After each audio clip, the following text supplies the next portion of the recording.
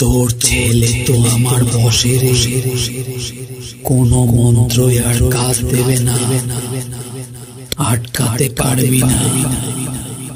যতক্ষণ মন্ত্রভূত মালা ছিল আমি তুই ছেলের শরীরে প্রবেশ করতে পারিনি, কিন্তু যখনই মালা তোর ছেলে খুলে ফেলেছে তখনই আমিও শরীরে প্রবেশ করি।